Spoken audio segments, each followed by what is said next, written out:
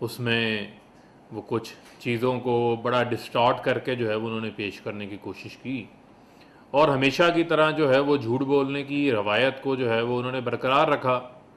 और जैसा कि आपके इल्म में है कि जाते जाते जो इनकी पीएसडीपी थी आखिरी साल की 2017-18 के अंदर, उसके अंदर बड़ी तादाद के अंदर जो है ये अनअप्रूव्ड प्रोजेक्ट्स को जो है वो शामिल करके गए थे, जिनकी मालियत जो है वो अरबों रुपए की थी। और विजन 2025 की ये बात करते हैं, तो मेरा बड़ा सादा सा इनसे ये सवाल है कि मुल्क की तारीख में 3 बार पाकिस्तान बिल्कुल जो है वो दिवालिये के पास गया, बैंक डिफ़ॉल्ट के पास गया। एक 1998 टू 1999 पीएमएलएन की हुकूमत थी, 2008 से 9 पीपल्स पार्टी की हुकूमत थी, और 2017 से 2018 फिर पीएमएलएन की हुकूमत थी। आईएमएफ के पास कई बार आप गए, और खुद ही एहसन इकबाल का इंटरव्यू मौजूद है जो कहते थे कि पीटीआई की हुकूमत को आते साथ आईएमएफ के पास चले जाना था। ये कौन सा आपका विजन था? ये कौन सी ऐसी आप जो है वो मैशियत छोड़ के गए थे, जो को फ्रांस की, कोई जर्मनी की, कोई अमेरिका की मैशियत आप छोड़ के गए थे, जिस मैशियत के ऊपर जो है वो कोई कर्जे नहीं थे, जिस मैशियत के ऊपर, रुपए के ऊपर जो है वो कोई प्रेशर नहीं था।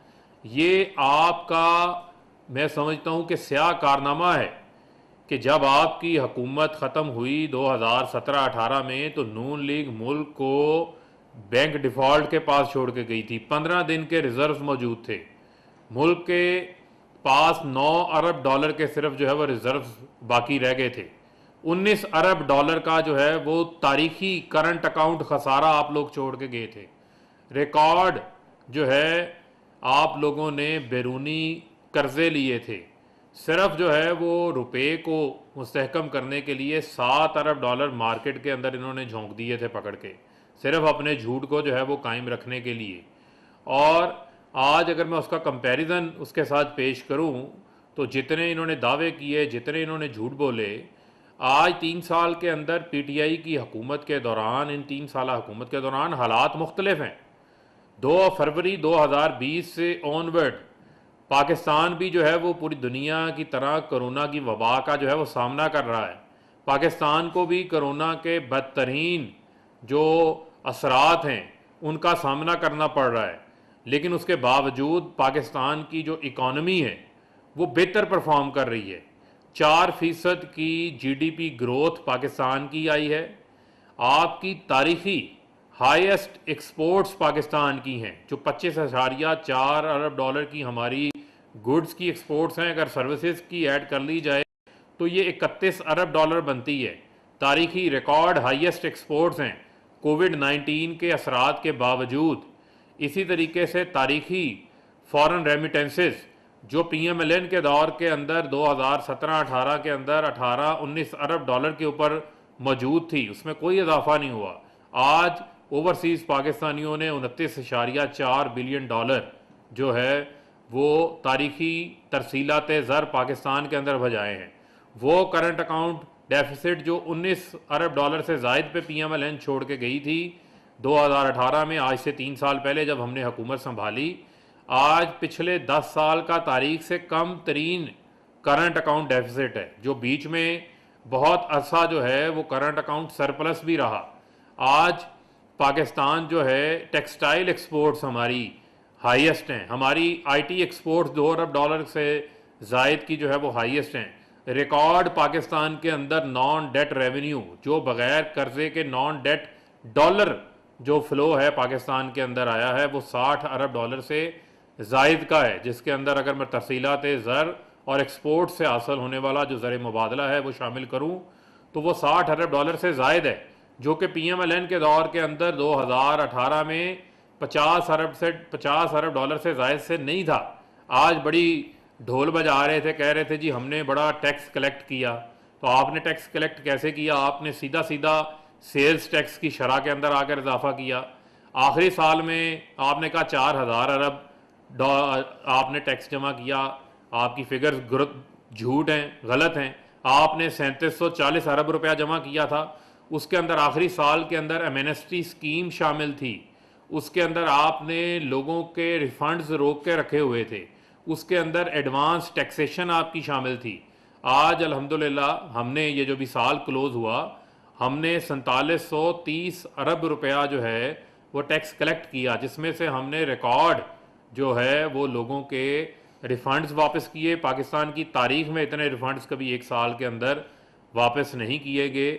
इसी तरीके से हमने एडवांस टैक्स कलेक्शन नहीं की, बल्कि हमने ना सेल टैक्स की शरह में इजाफा किया, बल्कि हमने टैक्स कलेक्शन के अंदर जो है इजाफा किया। और अब हमारा टारगेट जो है वो 5800 अरब रुपए का हमारा टारगेट है टैक्स कलेक्शन का। इसी तरीके से हम अपनी एक्सपोर्ट्स भी बढ़ाने जा रहे हैं।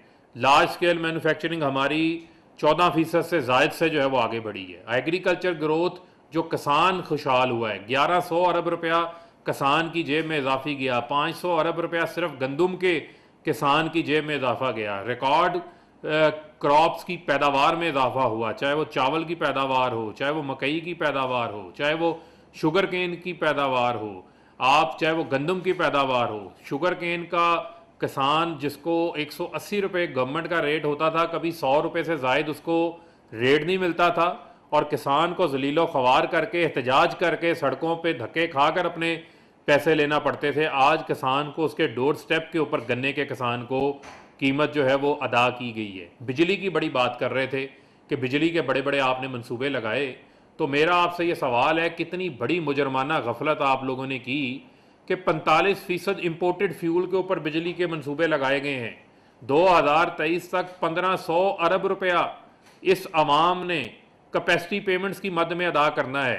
ये मैं पूरी कौम को बताना चाहता हूँ ये कितनी बड़ी मुजरमाना गफलत करके गए हैं नवाज शरीफ, शहबाज शरीफ और उनका ये जो इनका चोरों का गैंग है, वो कितना बड़ा जुर्म करके गए हैं। आप ये देखें कि 1500 अरब रुपया कैपेसिटी पेमेंट्स की मद में अदा करना है, और उसमें बड़ी तादाद के अंदर जो है वो ऐसे महंगे मंसूबे हैं जिनकी कीमत आज पाकिस्तान को अदा करना पड़ रही है। आज हम डैम्स लगा रहे हैं। आज डैम्स बनाने से इससे पहले किसी को क्यों नहीं तौफीक हुई? 1963 के अंदर मोमन डैम का आइडिया कंसीव होता है। 1967 में तरबेला डैम के बाद कोई बड़ा डैम पाकिस्तान में नहीं बनाया। आज वज़ीर आज़म इमरान खान साहब 10,000 मेगावाट से ज़ायद सस्ती बिजली जो पन बिजली से पैदा होगी उसके लिए मंसूबे शुरू किए हैं।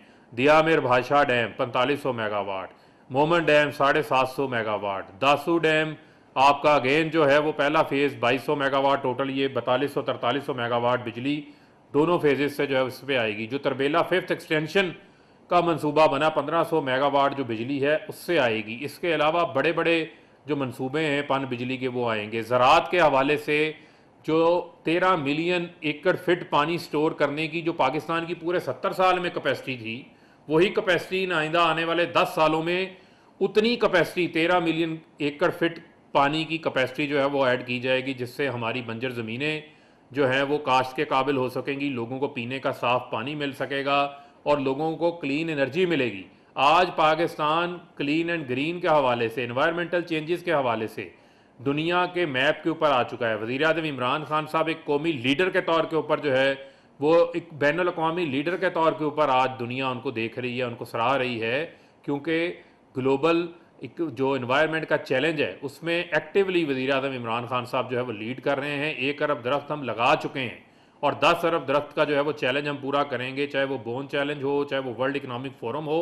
पाकिस्तान को सराहा गया। एहसास प्रोग्राम का बजट इस साल 260 अरब रुपए किया गया है, जो वर्ल्ड बैंक के 3400 प्रोग्रामों में से एहसास प्रोग्राम चौथे नंबर के ऊपर आया है, जिसमें कोई भूखा ना सोएगा प्रोग्राम शामिल है, शेल्टर होम्स शामिल है, लंगर खाने शामिल हैं।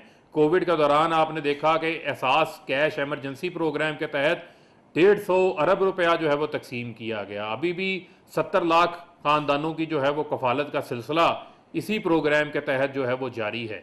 हेल्थ कार्ड, जिसके तहत पाकिस्तान के अंदर खैबर पख्तूनख्वा की पूरी आबादी को हेल्थ कार्ड मिल चुका है, पंजाब की आबादी को इस साल दिसंबर तक पूरी आबादी को मिल जाएगा। वहाँ भी साहिवाल, डीजी खान और भावलपुर डिवीज़न के अंदर अभी तक जो है वो हेल्थ कार्ड के समरात लोगों को मिल रहे हैं। कामयाब जवान प्रोग्राम के तहत 20,000 लोगों को 18 अरब रुपए के आसान अपने कारोबार शुरू करने के लिए कर्ज फराहम किए जा चुके हैं। कामयाब पाकिस्तान प्रोग्राम के तहत हम लाखों जो पिसा हुआ तबका है, कम वसाइल वाले लोग हैं, उन तक पहुंच रहे हैं, जिनको कारोबार शुरू करने के लिए 5 लाख फ्राहम किया जाएगा बिला सूद, घर बनाने के लिए 27 लाख रुपए तक, अपनी छत बनाने के लिए उनको पैसे दिए जाएंगे। और इसके अलावा जो हमारा 135 अरब रुपए की कम आमदन वाले घरों के लिए बैंकों को दरखास्तें मौसूल हो चुकी हैं, 45 अरब रुपए के उनके लोन्स कम आमदन वाले लोगों के घरों के मंजूर हो चुके हैं। वो लोग जो 10,000 15,000 रुपया माहवार किराए के ऊपर रहते थे, अब वही बैंक को अपनी किस्त अदा कर करके अपने घर की मालिक बनेंगे, छत भी अपनी होगी, ज़मीन भी अपनी होगी, और आइंदा आने वाले 10-15 सालों में उनके घर की वैल्यू भी बढ़ जाएगी। ये कौन सोच रहा है उनके बारे में? ये एक ही लीडर है, इमरान खान सोच रहा है।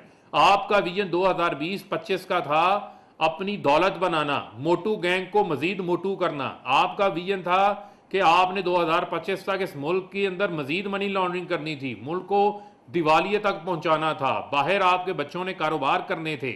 आज आपका सारा खानदान आपकी लीडरशिप का नवाज शरीफ समेत भगोड़ा बन के जो है वो बाहर बैठा हुआ है। आप हमें कारकर्दगी के ऊपर लेक्चर देंगे?